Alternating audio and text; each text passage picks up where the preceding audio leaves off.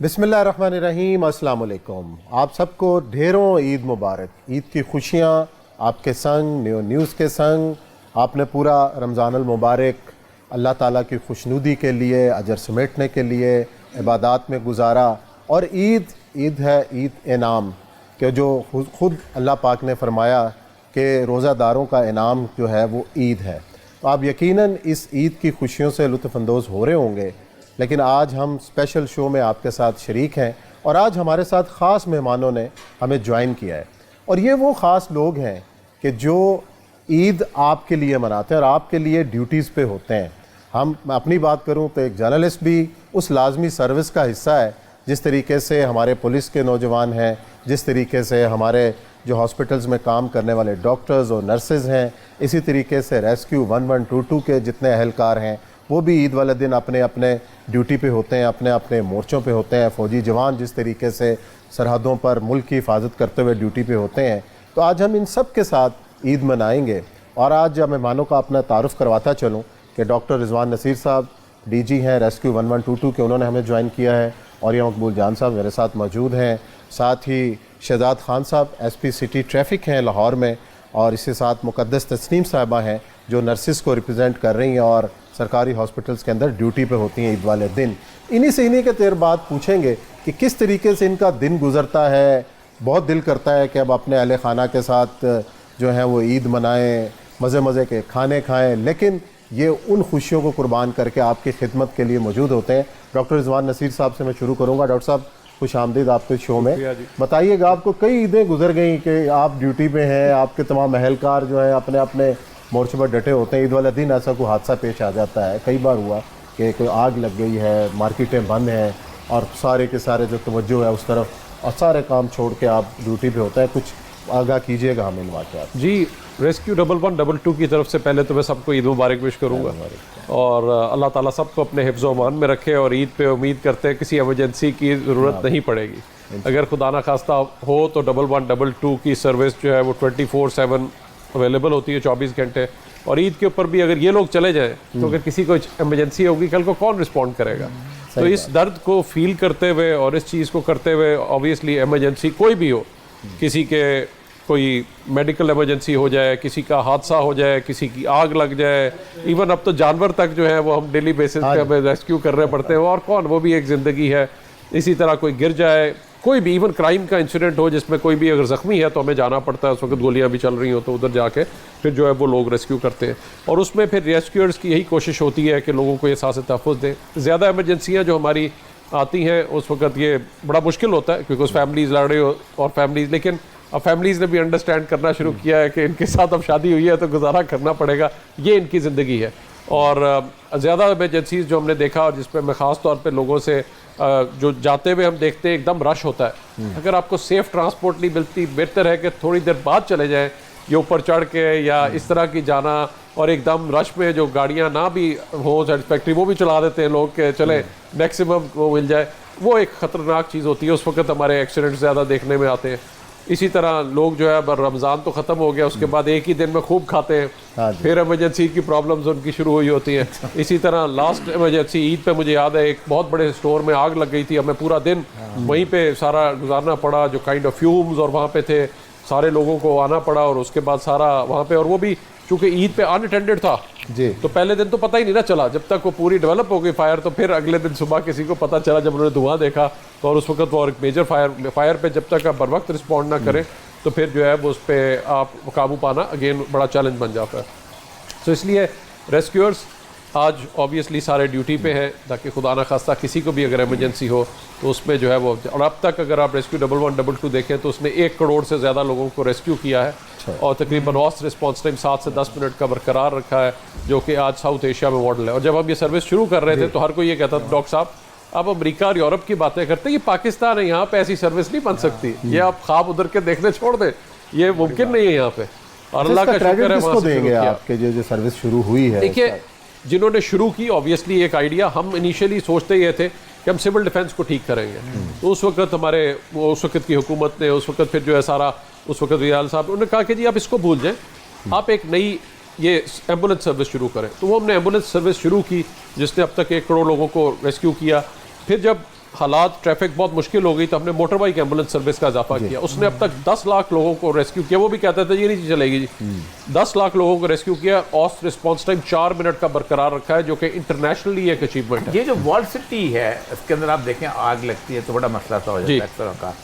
तंग से स्नाकल आपका वहाँ नहीं जा सकता, आपकी पाइप वहाँ नहीं जा सकता, क्लोज बहुत ज़्यादा। मैंने 2-3 दफ़ा आग देखी है वहाँ की सूरत बहुत। तो उसके लिए कोई मतलब ये कोई पाकिस्तान लहदा तो नहीं जहाँ तंग गलियों वाली दुनिया पूरी में घर मौजूद हैं। स्पेन में चले जाए, इटली में चले जाए, वहाँ छोटे छोटे घर, इवन क्यूबेक जैसे जगह पे भी। बिल्कुल सही। इसका कोई है जी, इसका अब बहुत बड़ा चेंज आया है। फायर सर्विस जो पहले बिल्कुल थी नहीं, तो हमने लाहौर से एक fire service, modern fire service की, और अब वो पूरे पंजाब के अजला में है। उसने 1,80,000 फायर इंसिडेंट्स पे रिस्पॉन्ड किया और अब तक हम 500 अरब के ज़्यादा के नुकसान बचा चुके हैं। ये जो औरिया साहब ने बात की, ख़ास तौर पे ये हमारे लिए चैलेंज है। हमने जो इतना अच्छा हमारा शहर होता था, जो वर्ल्ड सिटीज़ को प्रिजर्व किया जाता था, आज उसको हमने जंगल बना दिया। मैं कहता हूँ जंगल ऑफ मॉडर्न टाइम्स अगर कोई है तो ये अंदरून शहर है, जहाँ पे इतना सा घर था पहले कुछ लोगों के रहने के लिए, वहाँ पे वेयर हाउसेज बने हुए हैं, वहाँ पे क्या क्या अच्छा ना सिर्फ ये बिजनेस सेंटर्स और और मौजूदा बिल्डिंगों में लोगों ने इतनी ज्यादती की कि वो लगा के बेसमेंटें बनानी शुरू कर दी और वो गिरनी शुरू हो गई बिल्डिंगें, वो बड़ी मुश्किल से रुकवाई। सो वहाँ पे ऐसा होता है कि वहाँ पे हाइड्रेंट्स की लाइन्स हम कोशिश कर रहे हैं वहाँ पे, और हाइड्रेंट पीछे से प्रेशराइज्ड हो, वासा और उनके साथ हमारा लिंक हो, ताकि ऐसी सूरत हाल में फ़ौरन हमारा हम सिस्टम जाके एक्टिवेट करा सकेंगे। और साथ साथ प्रिवेंटिव साइड पे हम फोकस कर रहे हैं। नया बिल्डिंग सेफ्टी लॉ आ गया कम्युनिटी सेफ्टी का, उसके अंदर बाकायदा आपके हाइड्रेंट्स और ये चीज़ें, ताकि आप देखें करोड़ों रुपए की इन्वेस्टमेंट कर रहे हैं। शाह आलम मार्केट देखें, ये सारा जो मार्केट्स हैं, जितनी ये क्लॉक मार्केट है, ये एक हमारे लिए चैलेंज बन गया। और वहाँ पे जब आग लगती है, बचाना कितना मुश्किल और चैलेंजिंग होता है, कितनी कितनी लाइन्स हमें लिखा के शुरुआत करना पड़ता है। तो हमें जहाँ पे आज हम इतनी एमरजेंसीज को 4000 एमरजेंसीज डेली बेसिस पे डील करते हैं, पंजाब में आज सर्विस बन गई, खैबर पख्तूनख्वा गई, गिलगित बल्तिस्तान गई, सारी जगहों पे कोशिश हमारी ये है कि कल को हमें कोई कॉल ना आए ऐसी, और हम प्रिवेंशन और सेफ्टी पे काम कर सकते हैं। तो ये हमने कम्युनिटी सेफ्टी पे काम शुरू किया। शहजाद खान साहब, अब उन्होंने अपने चैलेंजेस बताए और आपका भी बड़ा चैलेंज है। चांद रात से ही शुरू हो जाता है कि जिस तरीके से सड़कों पर ट्रैफिक रवा दवा, और उसके बाद ईद वाला दिन, ख़ास तौर पर जो ईद की जो शाम होती है, रात होती है, और ऐसे लगता है कि जैसे सड़कों पर कोई वाली वारस नहीं है। तो ऐसे में आप लोग, आपके वार्डन्स के लिए कितना बड़ा चैलेंज होता है कि इनको एक उसमें रखें? सर सबसे पहले तो जो है ट्रैफिक पुलिस की तरफ से भी तमाम लोगों को जो है वो ईद मुबारक। और दूसरी सिर्फ चांद रात को नहीं सर, कम से कम 7 दिन पहले जो है हमारे प्रोग्राम्स जो हैं वो इशू हो जाते हैं, और उनमें हमारे जितने ऑफिस में इवन काम कर रहे होते हैं लोग, वो हम जितनी हमारी मार्केट्स होती हैं उन पे, और जितने भी रश वाली जगह होती हैं उन पे रोज़ा खुलने से पहले जो एकदम ट्रैफिक बंद होती है, लोग कारोबार बंद होता है और एकदम लोगों का रश पूरी सड़कों पे आ जाता है। तो ये हम लोग 7-8 दिन पहले से ही शुरू हो जाते हैं और रात गए तक ये काम चलता रहता है। ख़ास तौर पे जैसे आपने कहा कि हमारा जो चांद रात है वो तो रात को 2-3 बजे हम लोग फारिग होते हैं, और फिर ईद के हवाला से जब 3 बजे हम फारिग होते हैं तो सुबह हम लोगों ने ये भी देखना होता है कि हम हर बंदे को फ्री फ्लो ऑफ ट्रैफिक में उनको मसाजिद तक पहुंचाएं, ताकि वो प्रॉपर तरीके से जो है वो यस ऑफ कोर्स सर, वो भी इवेंट साथ साथ चल रहे हैं, नो डाउट इन इट कि वो भी साथ साथ इवेंट चल रहे होते हैं। और रात को जो आपको पता है लाहौर के अंदर मार्केट्स में, रोड्स के ऊपर जितना रश होता है, 3 बजे आप वहाँ से फारिग होंगे और फिर सुबह दोबारा सड़कों पे आ जाएंगे मैनेजमेंट के लिए। और सबसे पहले तो जो है वो नमाज पढ़ाना हमारा जो मेन मोटो होता है कि किसी बंदे को किसी जगह पे कोई डिस्टर्बेंस ना आए, ट्रैफिक का फ्लो किसी जगह पे जो है उसमें हर्डल ना क्रिएट हो, हर जगह फ्री फ्लो ट्रैफिक जो है वो रहे और लोगों को कहीं डिस्टर्बेंस। मोटो हमारा यही है कि किसी बंदे को रोड के ऊपर चलते हुए किसी जगह कोई प्रॉब्लम क्रिएट ना हो। जब ये नमाज का सेशन ख़त्म होता है तो फिर साथ ही एक दूसरा सेशन स्टार्ट हो जाता है। जो पार्क्स हैं हमारे, जो हमारे सनमाज हैं, जो हमारे जू हैं, इस तरह की जितनी चीज़ें हैं, फिर हमारे लोग जो है नाश्ता वाश्ता करके सवैयाँ खाने के बाद इन साइड्स पे चल जाते हैं।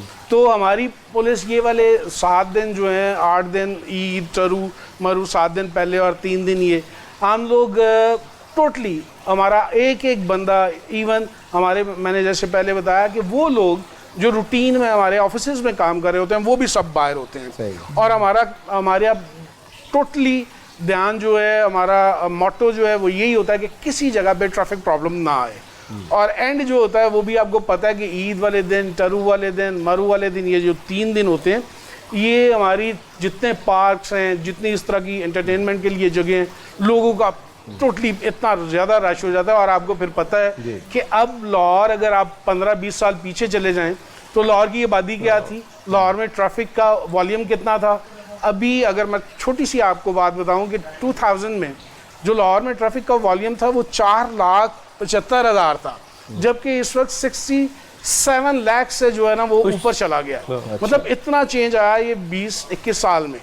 और इसी तरह आबादी जो है, अगर आप 18 की बात करें तो एक करोड़ 10 लाख के करीब थी, जो इस वक्त 130 से ऊपर चली गई हुई है। उसी हिसाब से जो हमारी मैनेजमेंट है ट्रैफिक का, तो इस सिलसिले में हमारी ईद भी जो है, हमारी ईद इसमें है कि हमारे लोग जो हैं उनको कहीं तंगी ना आए, कहीं प्रॉब्लम ना आए, किसी जगह पे हमारी ट्रैफिक में बड़ी दिलचस्प बातें जारी हैं और मौजूद मेहमान भी हमारे साथ मौजूद है। लेकिन ब्रेक का कहा जा रहा है, ब्रेक भी बड़ी ज़रूरी है, कमर्शियल चलाने होते हैं, कमर्शियल चलते हैं तो कुछ आमदन भी होती है चैनल्स को। ब्रेक लेते हैं, ब्रेक के बाद आएंगे तो ईद पे ज़बरदस्त बातें हम जारी रखें। जी नाज़रीन, ब्रेक के बाद आपको खुशामदीद कह रहे हैं। बड़ी ज़बरदस्त बातें हो रही हैं, अपने अपने तजर्बात से सब आगाह कर रहे हैं कि किस तरीके से ईद गुज़रती है। हमारे दरमियान मौजूद हैं मुक़द्दस तस्नीम साहिबा, ये भी हॉस्पिटल के अंदर अपनी ईद गुजारती हैं। और जैसे डॉक्टर साहब ने अभी फरमाया कि ईद के दिन लोग ओवर ईटिंग कर लेते हैं, बद एहतियाती कर लेते हैं, हॉस्पिटल्स का रुख होते हैं, 112 वाले उनको जाके पहुँचाते हैं।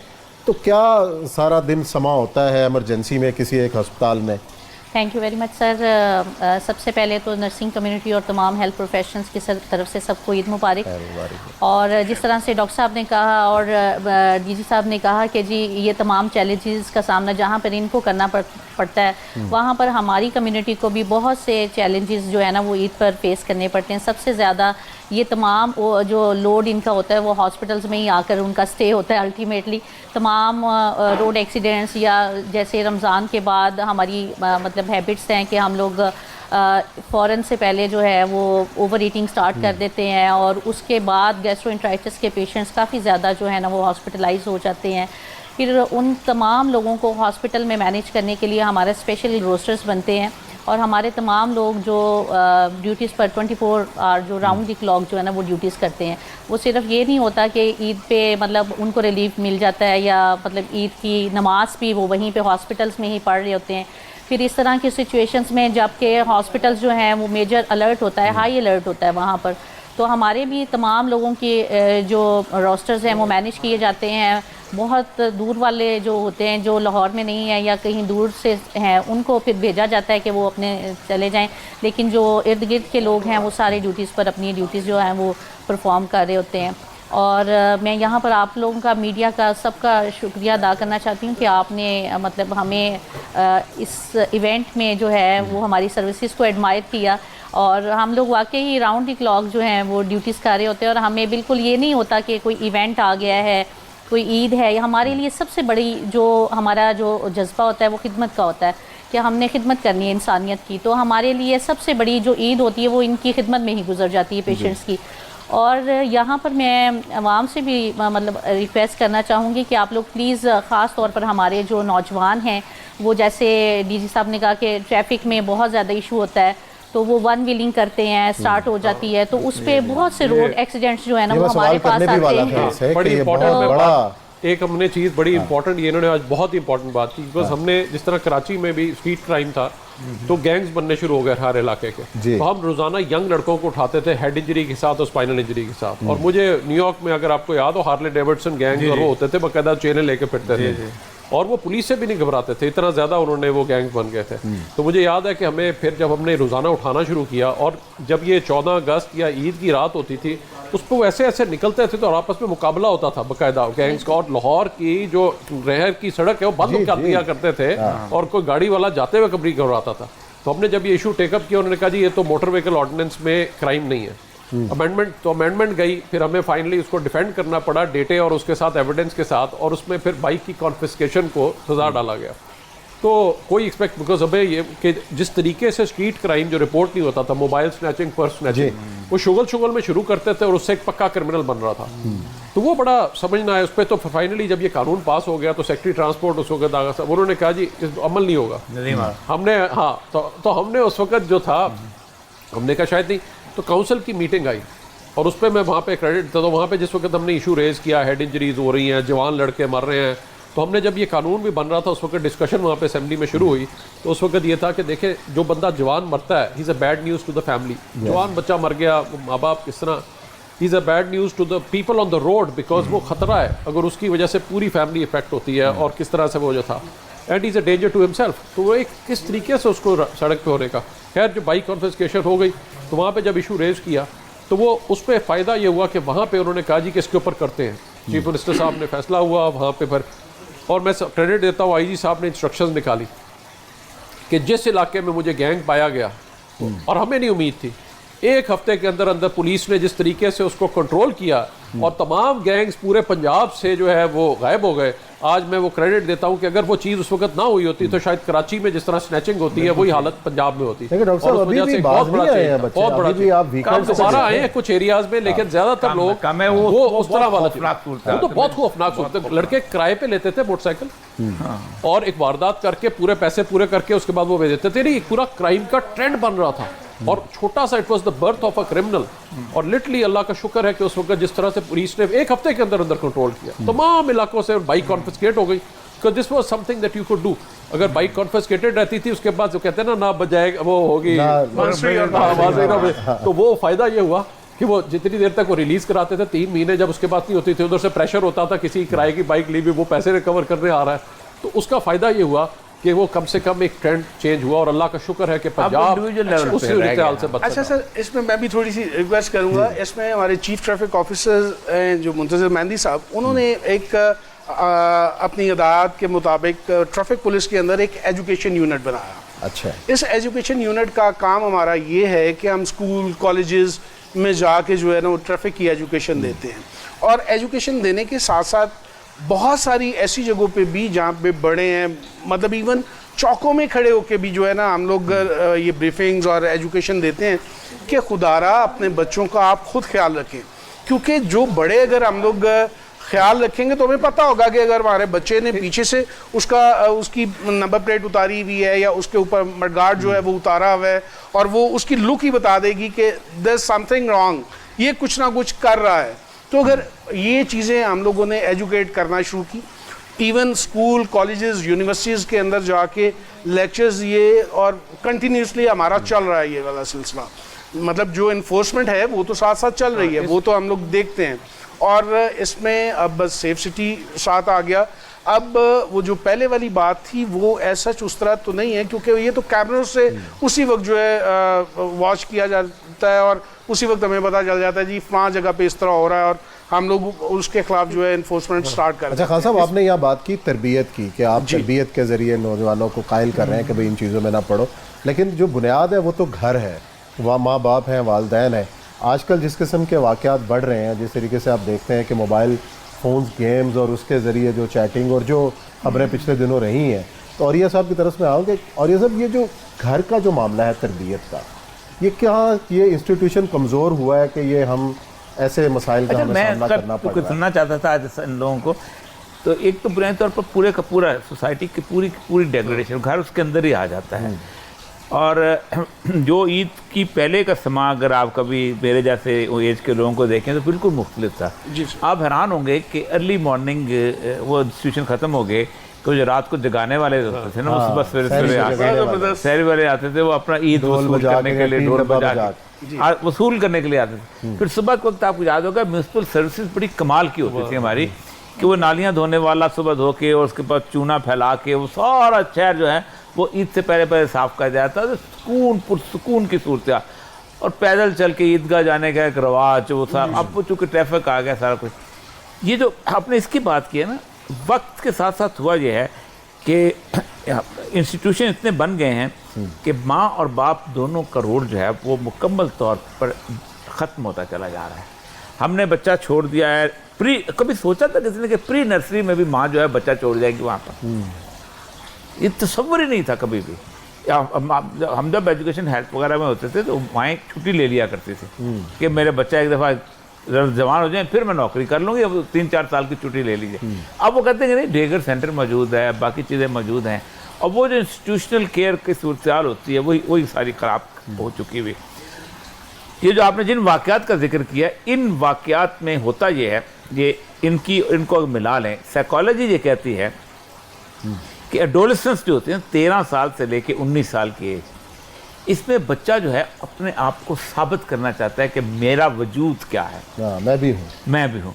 वो मतलब रात को लेट घर आएगा, दोस्तों के साथ जाकर सिगरेट पिएगा, बाप के मुकाबले में कुछ सोचने की कोशिश करेगा। उनमें से एक वन व्हीलिंग भी आती है, उनमें से क्राइम भी आता है, उनमें से सारी चीज़ होती है। अच्छा, होता क्या है कि हम उसको घर में तो उसको लिफ्ट को नहीं कराती, किसी होती नहीं है, उसको जब तक वो कुछ चीज़ करके ना दिखाए तो उसको अटेंशन, इसको अटेंशन सीकिंग बिहेवियर है। मतलब फ्राइड कहता है man is an attention seeking animal, सबसे ज़्यादा तवज्जो का तालब। कोई जानवर भी इतनी तवज्जो के तालब नहीं होता जितना इंसान तवज्जो का तालब होता है, इसीलिए वो तवज्जो चाहता है, उसको नेगेटिव तरफ हमने डाल दिया हुआ है। और मेरा ख्याल ये है कि हम सबसे ज़्यादा ट्रेनिंग जब वालिदैन की ज़रूरत है, औलाद से ज़्यादा। कहा जाता है, नफ्सियात वाले कहते हैं कि family as a positive and curative factor, जो ख़ानदान है वही ज़हनी मरीज़ बनाता है, वही ठीक कर सकता है, कोई और ना ठीक कर सकता है ना किया जा सकता है। वही हमने तबाह कर दिया, लिंक उसका ख़त्म हो गया हुआ है।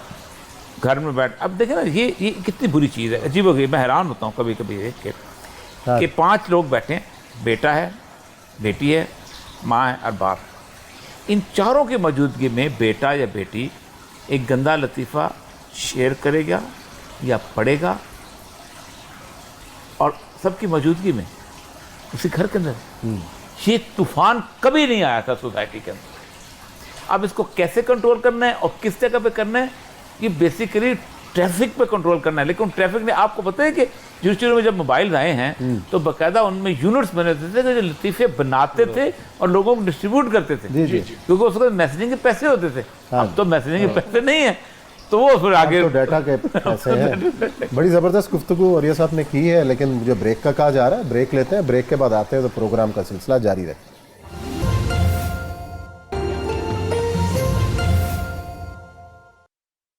जी नाज़रीन, ब्रेक के बाद आपको फिर एक बार खुश आमदीद कहते हैं। हमारे साथ ईद के हवाले से मेहमान मौजूद हैं और सबकी गुफ्तगू आपने सुनी। और यह साहब ब्रेक से पहले बड़ी अहम बात कर रहे थे, तरबियत की। तो आज हमारे साथ मुक़द्दस तस्नीम साहिबा हैं और हमारी ख़ातून प्रोड्यूसर का गिला है कि जनाब एक ख़ातून बुलाई और आप उससे बात नहीं करने दे रहे। हमने कहा ओवर टू यू। मुक़द्दस साहिबा, बात ये बताइएगा कि आपकी शादी हुई है, बच्चे हैं और आप ईद वाले दिन इमरजेंसी में ड्यूटी कर रही होती हैं, तो कोई ईद के जो कलर्स जो हैं, मतलब घर में सवैयाँ, शीर खुरमा, बाकी जो आइटम्स होती हैं वो बनाकर उसके बाद बच्चों के साथ वक्त गुजारती हैं, क्या मामूलात होते हैं ईद वाले दिन के? सर ऐसे है कि अब ईद के मामला तो हमारे सबके हॉस्पिटल्स में ही गुजरते हैं। बहुत पहले शायद ये तो खाने वाने बना के बाकी नर्सेज भी लेके आ रही हैं, डॉक्टर्स भी लेके आ रहे हैं या नहीं?